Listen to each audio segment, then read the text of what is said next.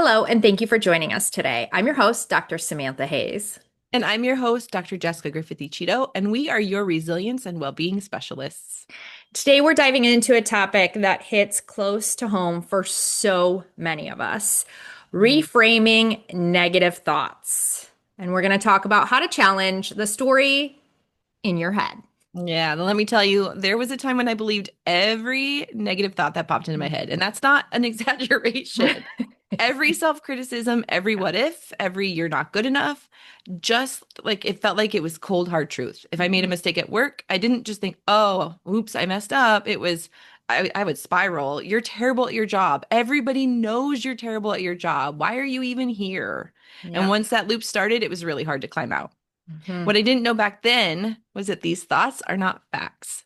They are just mental habits that I practiced for years. And like any habit, they can be changed. Yeah, and I can relate to that so much too. Yeah. I used to think if I had a negative thought, it had to mean something. I mean, it's Right. there, right? Right. Like Like, my brain wouldn't do that to me. right. But your brain would. But like, okay, Yeah. we know that now. We're enlightened now, but we didn't realize that, right? Right. Like it was revealing some sort of hidden truth I had to pay attention to. My brain's telling me this. I have to pay attention. But all it really did was drain my energy and make me doubt myself. Right. Once I Right. learned that I could actually challenge those thoughts, it was like somebody was like, here's your flashlight in your dark room. Boom, boom. Right. Right. So today's episode is all about that. Learning how to notice those automatic negative thoughts, how to challenge the stories that aren't serving you, and reframe them in a way that gives you more clarity, more peace, and more power. So, whether you're someone who constantly second guesses yourself or just wants to build a more positive inner dialogue, this episode is for you. So, before we can reframe a negative thought, we have to understand what it actually is. Yeah. At the most basic level, negative thoughts are automatic. Yeah. Isn't that crazy that our brain is set up to automatically trigger that negative thought? Anyway, I could go down this whole path with our brain. They pop into our heads without us asking for them. Like, who asks for a negative thought? No one, no one. Right. And they tend to be irrational and exaggerated. Absolutely. Absolutely. And they're often shaped by old fears and old beliefs or experiences that we never fully examined. The brain is efficient. It takes shortcuts, and sometimes those Yeah. shortcuts lead to really unhelpful conclusions that feel true when they are not. Exactly. I like to think of it like mental habits. Yeah. If you've been telling yourself a certain story for years, such as, I mess everything up, I'm not smart enough, I'm not good enough, Yeah. your brain is just going to keep that track on replay, Yeah. On a even when re- the evidence says everything else that doesn't match up with that. right? Right? And they have real impact. Those thoughts Yes. have a real impact. They don't just stay in your head, right? They show up in your confidence, how you build and pick relationships, how you make decisions. If you believe you're going to fail before you even try, you Hmm. might as well not even take the first step, or you might not take the first step. Like you tell yourself, I'm going to fail. Hmm. I might as well not even try to drive a car or, whatever. That's a Yeah. weird one. I've been driving for a very long time. Yeah, but that happens to people, Yeah. right? That's a real thing for Yeah. some people. And it can be subtle. You start avoiding Yeah. opportunities, saying yes to things you don't want, second guessing your instincts, all because of a thought that you never actually questioned. Right. Right. So that's why recognizing that pattern is so important. A few of the most common ones, and I smile because this is me or was me, especially as a mom laying in bed at night, was catastrophizing, right? Where your Mhm. mind immediately jumps to the worst possible outcome. Like, I went to the parenting mode, but if you look at it, the work mode of getting that calendar invite for the next morning, and you're like, oh no, what did I do wrong? Am I in trouble? Am I getting Mhm. fired? Mhm. I know I'm in trouble. My boss is Yeah, mad, that kind of yeah, thing. Yeah. yeah. And another one is black and white thinking. Hmm. That's when everything is all or nothing. If I don't do this perfectly, I failed. Right. Completely failed, right? Like, it's not this way, it's this way. Right. There's no room for being middle ground. There's no space for being a human. Right. Right. Right. That one is so big. I That one know, and is, I'm just that one like, is so oh. big. It's so big. Okay, so another one, and so why am I saying all of these are me? Okay, so another one is mind reading, right? So Hmm. when you assume you know what other people are thinking, and Yeah. that's why I like to use the thing of the story I'm telling myself is because I'm really bad about thinking I can read other people's minds. Like, Yeah. oh, I'm so empathetic, I know exactly what they're feeling, and they are mad at me. Like, she didn't text me back, she must be mad at me. Yes. She Yes. didn't, she didn't say that she loved my email, then she must think it's terrible. Yep. Whatever that is, I would have this negative assumption. I thought that I could read people's minds, and it was always into the negative. Yep. Yep. I've definitely been caught in that too, a time or two. Yeah. It feels like protection, like you're preparing yourself emotionally, Yes. like, oh, but I'm just preparing myself for the worst situation. But really, all you're doing is creating anxiety and distance. Yeah. That's it. That's all Yep. you're doing. You're not actually Yeah. preparing yourself. 100%. 100%. So here's the key. Our goal isn't to stop having these thoughts altogether because I still have them, right? I mean, we Yep. all do. Yep. That's not realistic. The brain is always going to serve up these types of thoughts. Some are helpful. They protect us, but some of them are not. Yeah. And the real shift happens when we learn to Yeah. see those thoughts for what they are. Just thoughts, not facts. Right. And when we create a little space between the thought and how we respond, a Mhm. little pause there, that's when we take our power back. Yeah. So we've looked at how negative thoughts work and the influence they have, a mighty powerful influence. So the question becomes, what can we do about it? Let's Right. walk through some practical ways to change those patterns and then create new mental habits. Okay. So one of the most powerful tools, one of the most powerful is self-compassion, Mhm. right? Mhm. Giving ourselves grace. Yeah. A lot of us have been taught to be hard on ourselves. Yes. Like if we're just critical enough, we'll do better next time, but that approach often backfires. Always. Becoming an extremist. Always. Oh, yeah. Our own inner dialogue doesn't create growth. It creates shame. It creates fear. It creates Yeah, anxiety. It creates all of those really right. negative emotions, right? Self-compassion is about responding to your mistakes or struggles with the same kindness you'd offer a close friend. Absolutely. Absolutely. And it doesn't mean letting yourself off the hook. You're not doing that, right? Like it means giving yourself the room, the space, the time to try again. Absolutely. Yeah. And Mhm. it takes practice. I mean, this is Yep. something I work on all the time. Yep. So it might feel unnatural at first, but the more you try it, saying something like this is hard and I'm doing my best, Hmm. it becomes more of the new default, Hmm. right? Just just that little step. Yep. One tiny step makes a huge difference. Yeah. Another simple but powerful technique is using affirmations. And I know you are the affirmation queen, but I have been working really hard on this. And when I'm in my meditative state at the acupuncturist, like I Mm. feel like I'm channeling into it, the universe. So, Yeah. these are powerful, positive, present tense statements that help redirect your thinking. Yeah. They can feel awkward at first. Yep.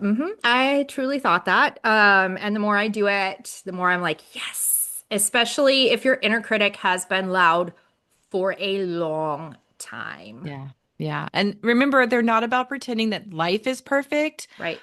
They're about reinforcing what's true and supportive. Yep. Okay. So saying something like, I'm allowed to take up space or my worth isn't defined by my productivity can help shift your mindset over time. Hmm. Simple steps. Hmm.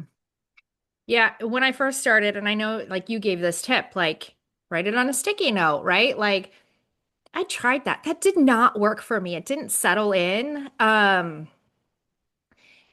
I tried the sticky note and staring at it and like couldn't believe in myself. I'm telling you, acupuncture for me, like getting in that zone for me, like that helped it settle.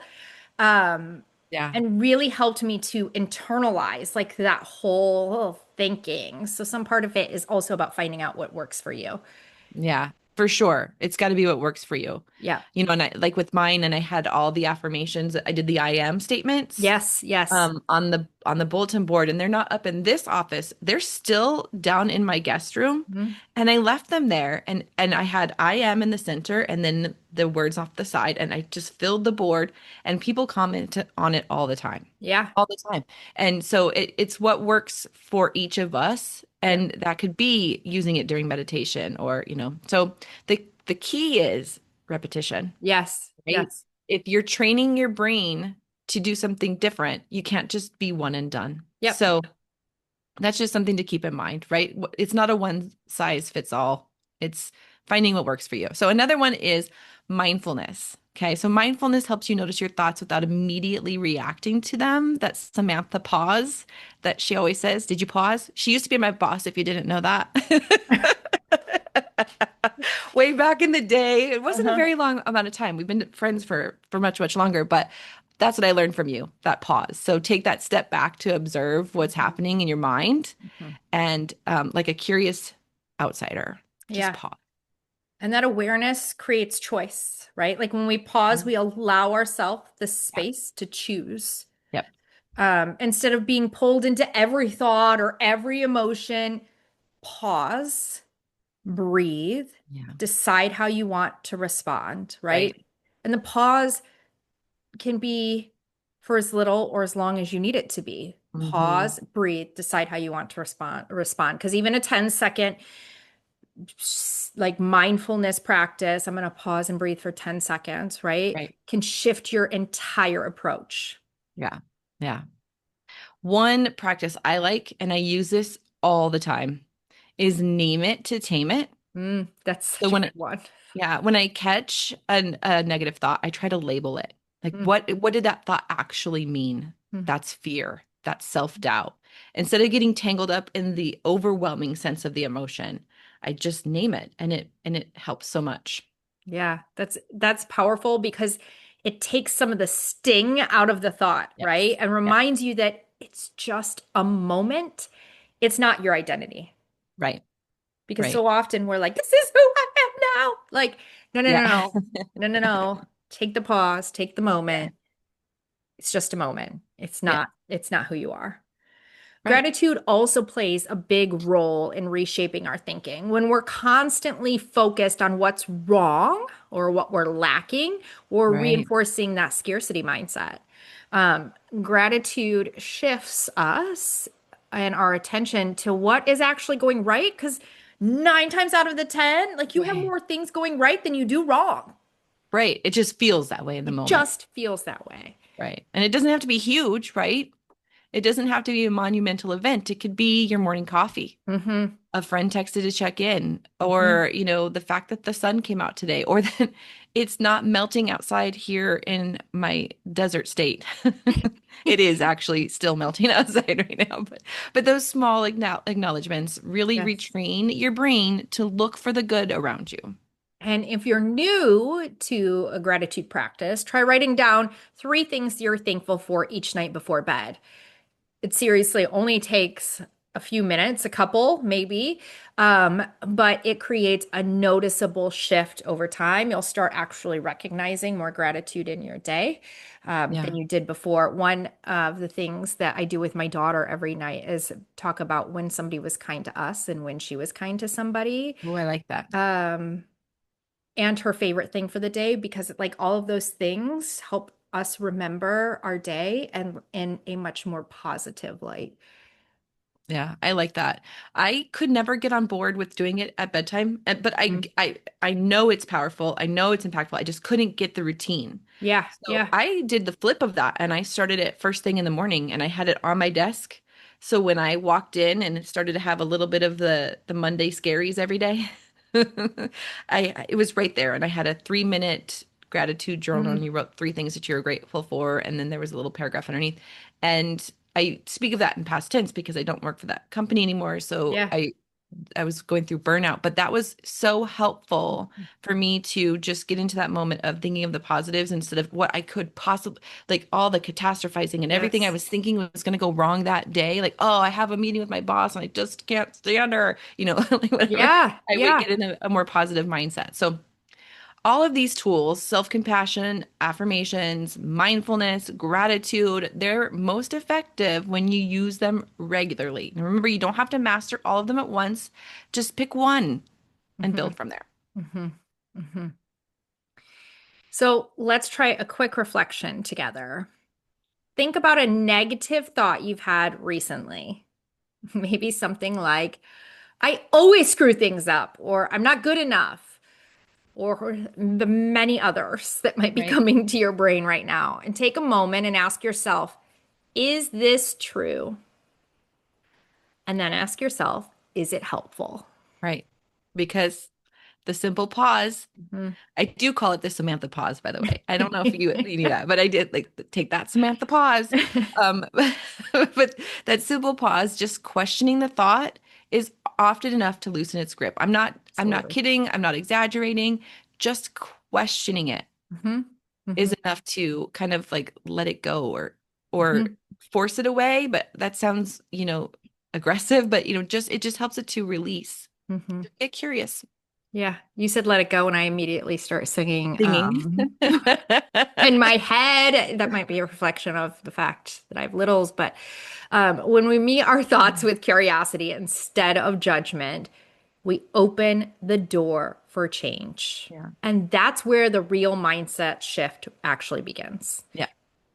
So far, we've talked about the mindset work behind reframing negative thoughts. But to really see lasting change, we have to take these ideas off the page or off your stereo or out of your phone and put them into daily life. This is where consistent practice comes in. Yes, yes, yes, yes. So reframing isn't a one-time thing, right? Right, right, I didn't do it once and then I broke my habit forever. It's a right, muscle. right. And the more you use it, the stronger it gets. So building small, repeatable habits into your day helps reinforce positive thinking so it becomes second nature over time. Mhm. And let's talk about how we can apply this in our real life as I'm like looking outside. Let's talk about how we can apply this out there. Do you have any tools for our listeners that can help them to reframe those negative Yes. thoughts? Yes, yes, yes. One of my favorite ones is visualization. Mhm. When you imagine yourself handling a situation with confidence or whatever it is, like whatever negative thought you have told yourself, like for example, I can't do on-camera podcasts. I am terribly uncomfortable with it, but I'm getting better at it, right? I'm getting used to it. So when you actually like take a minute to go, you know what? I'm gonna go out there and I'm gonna look at and then fill in the blank of your favorite podcaster. I'm Mhm. gonna visualize myself with that confidence and Mhm. whatever.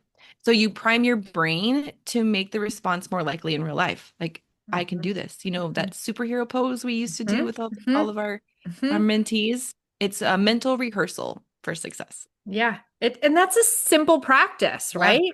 Close your eyes for a few minutes. Maybe we should have done this before we started the podcast. Close your eyes for a few minutes. Yeah. Picture yourself doing whatever, right? Maybe it's Mm. speaking up at the meeting or responding to stress with patience. Right. Just close your eyes and see it happen. I think that's also why my little acupuncture affirmation and everything works so well, is Yeah. because my eyes are closed, like I'm in the zone and I'm picturing it all, right? Yeah. That intentional focus actually helps us build belief in our own ability. Yep. It's a mind Absolutely. trick. Yeah, absolutely. Okay, so this one is my absolute favorite. Okay, it's my this I use it all the time, and I talk about it all the time. Okay, it's the thought stopping technique, and it is very clearly exactly what it sounds like. So when you catch yourself in a negative thought loop, and it's just like going and going, I can't do this, I'm not good enough at this, or the kids are going to be in a car accident, whatever. Hmm. You mentally interrupt it. Some people actually, just say stop out loud. Others put the rubber band around the wrist and they snap it to Mhm. visualize the stop. And that I've seen that that works great for others. Mhm. I came up with my own phrase. Okay. And I love to swim. And now I don't say I am a swimmer, You should. You but should. I doggy paddle.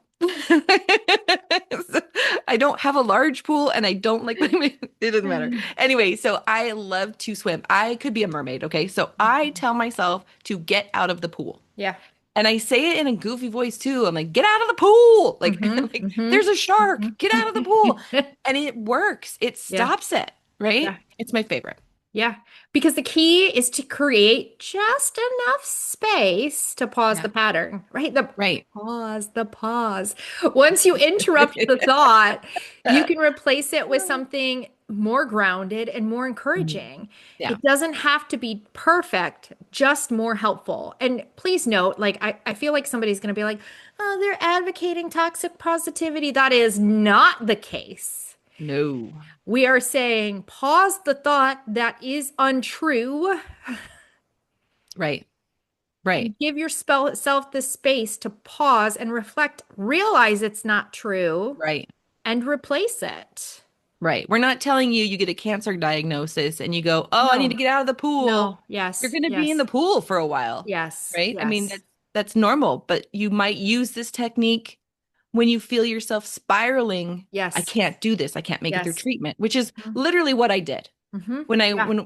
I was going through my cancer diagnosis, I used a totally different technique because I didn't know this one yet. I mean, it was the same technique, different visual. I used the rainbow pooping unicorn, and people are like, "What?" You know the Squatty Potty commercials, the rainbow Yeah. pooping unicorn, Yeah. and I would just say to myself, "Rainbow pooping unicorn," because you can't even say that without Uh-huh. smiling or laughing or whatever. And it became such a joke that people brought me unicorn, like the rainbow cupcakes that they made themselves so it looked like rainbow poop from a unicorn. And and I have a glass right there that is a pole dancing unicorn. Like, so, it's just something to interrupt that thought. Mhm. So, I Mhm. mean, yes, we're not telling you to be toxically positive, but we are telling you can use it when you find yourself in a thought spiral, Yeah. right? Yeah. And you're just highlighting the fact that like it can be fun too, right? Like Yeah. your rainbow pooping unicorn phrase created the pause you needed to, adjust your Yeah. thinking, right? Right, right, Creating vision boards gives you that visual reminder of what you want to focus on instead of what you Mhm. fear. And those can all help you keep your attention on the future you're building, right? Right, Not on the like moment my thought is spiraling out of control, but on the future you're building. right, right. So there's another thing that they can try, and it is if we actually have it in our course that we'll talk about later, but it is something that's super cool, and it's the cognitive distortion bingo. And it sounds so weird, like that's so clinical sounding, We but need it a really different name. Like, can we I rename know, I know. I should be like, hey, ChatGPT, I can't think of a creative name. Help me out.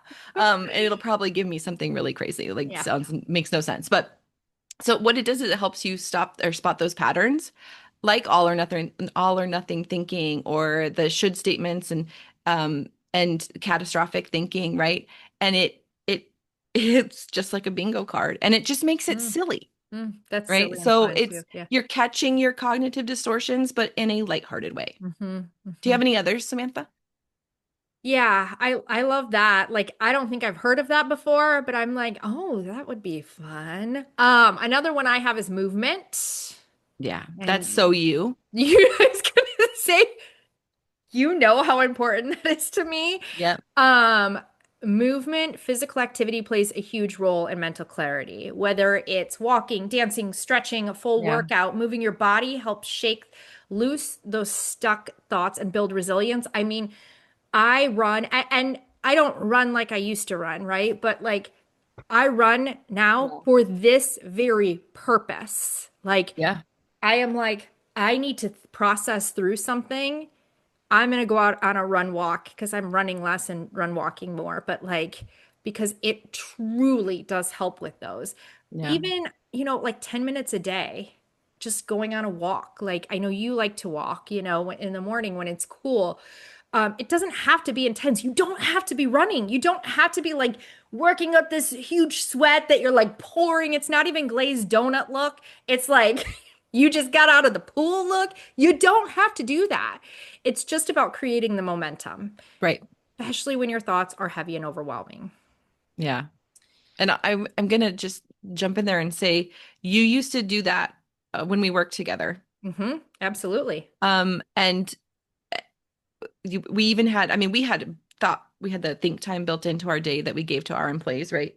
But we also did the go out and go for a walk, and we would tell them Yes. that you can use like take this. I don't remember what we called it, but the thought time that we had built, the think time that we had built I into don't their work either. week, that they could do it because they all worked from home. They could go for a walk hmm because they're like, we're not saying go to an amusement park and No. like Disneyland or whatever, but getting out there and using that movement of the body help them process the whatever problems they were trying to overcome that Yes. felt insurmountable. So it movement is huge. Yep. Yep. So there are so many ways to practice this in everyday life and more than even what we're highlighting in this podcast, Right. right? But the Yeah. more you integrate tools like visualization, thought stopping, unicorn pooping, unicorn playfulness, um, movement, the more natural reframing becomes. It stops being a task. I gosh, I don't want more than one. A task and starts becoming part of how you actually think. Yeah, for sure. So let's talk about something that often gets overlooked when we're focusing on mindset work, and that is self-care. Yeah.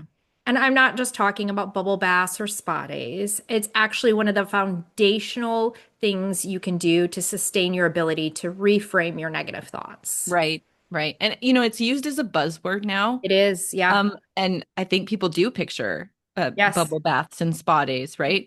And Yep. that's fine if that is your self-care. Yes. But we need to talk about when we're, like really it's when we're emotionally and physically depleted, right? Our minds are more likely to default to fear, Yes. self-doubt, and overwhelm if we're not practicing self-care. So self-care is what helps us build the emotional reserves that we need to meet those thoughts with curiosity instead of judgment, or with positivity or reframe, not fear.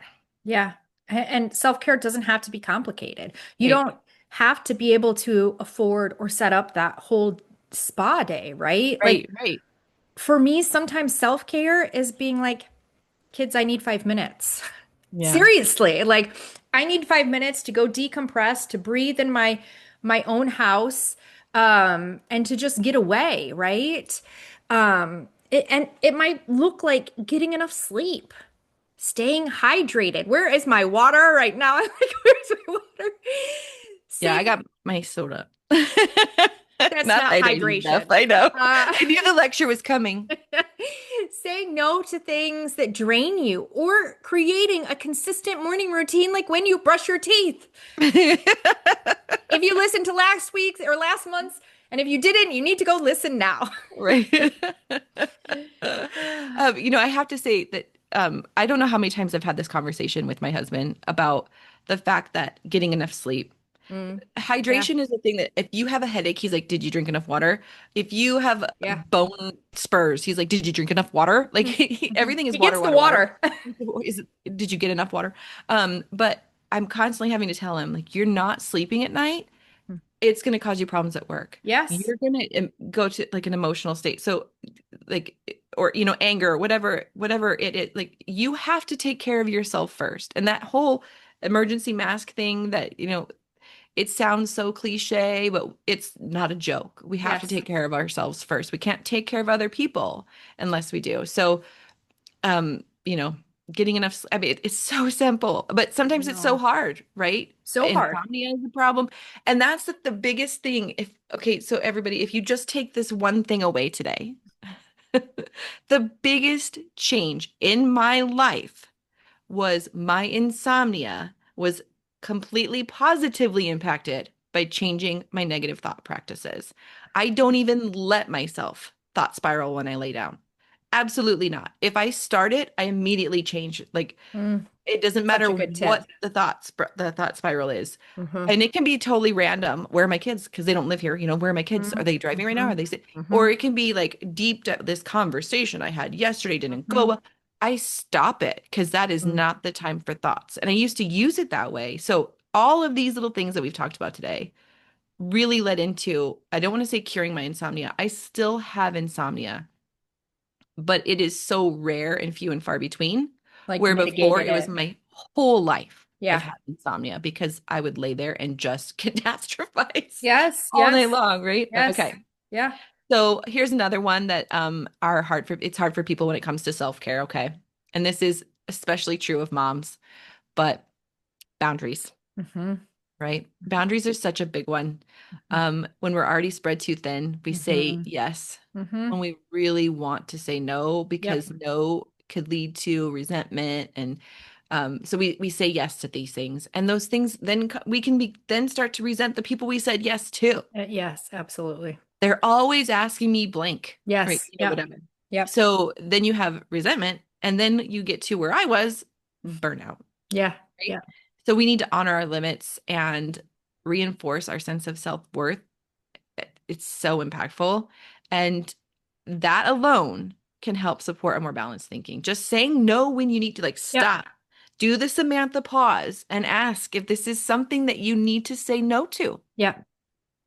Yep. Yeah. And let's not forget nourishment. And I know everybody's thinking food right now, but that's not just what I'm talking about here, right? It's anything that feeds you Yeah. mentally, emotionally, or spiritually. Maybe Yep. it's reading. Maybe it is food and making sure you're eating nourishing foods. Maybe it's time in nature or prayer or journaling or just 5 minutes, like I said, 5 minutes of calm time, Yeah. nourishment. Yeah. Right. And it is food too, right? We're not Yes, saying go out and eat junk, yes, yes, yes, yes. but it absolutely. And then of course, this, our community. Hmm. So Hmm. alongside the self-care, we have to look at our social circles. Yep. And we are wired for connection. And the people around us shape how we think, how we feel, and what we believe about ourselves. So who we choose in our lives and Hmm. who we choose to exclude from our lives are equally important. Yeah. Yeah. Strong, healthy relationships can actually help interrupt those negative Yeah. thoughts. A supportive friend who Yeah. might say, "You're being too hard on yourself. Yeah. Um, you're already super efficient," right? Like whatever it is, but Yeah. it can stop that spiraling thought pattern right in its tracks. Yep. They can tell you to get out of the pool. Absolutely. Yep. Yeah. So that's so true. And on the flip side of that, like I said, if you surround yourself with constant negativity Hmm. or Hmm. people who undermine you, it becomes that much harder to maintain a positive mindset. Absolutely. Yeah. So this is a great place to pause for some reflection. Think about the people in your life who leave you feeling more grounded, seen, or energized. Who helps you feel like your best self? Maybe write those down. Like write Yeah. down those individuals so you can Yeah. keep them close. And then once you've identified those people, Hmm. ask yourself how you can nurture those connections. Hmm. Hmm. Maybe it's a phone call, a coffee date, or a quick check-in, a quick text message. Yep. What's up? How you doing? Because reframing is just not an internal process. It's supported by how we care for ourselves and who we surround ourselves with. We Yeah, don't have to do this work alone. You shouldn't have to run on empty while doing it. absolutely. So, before we close, let's take a moment to recap some of the key insights from today's episode. We explored what negative thoughts are and how they often show up as automatic, irrational patterns that feel true even when they're not. Thanks, brain. Thanks, brain. We also talked about the impact those thoughts can have on our confidence, our relationships, and the decisions we make. And more importantly, we walk through several practices to reframe, like using self compassion, mindfulness, affirmations, gratitude, and movement.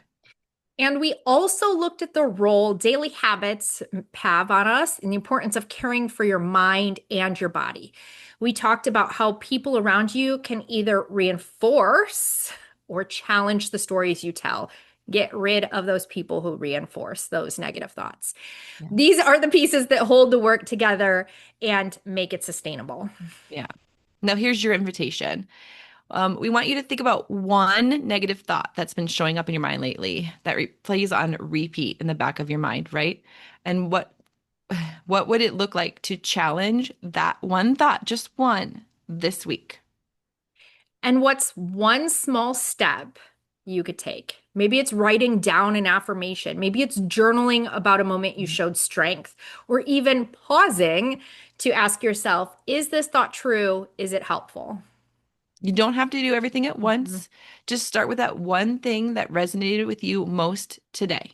mhm. And then give yourself permission to be curious and kind to yourself along the way.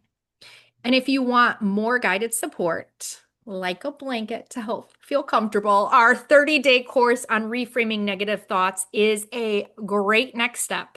It's designed to walk you day by day, like walk with you, holding your hand day by day, helping you build momentum and shift your mindset with practical, bite-sized tools.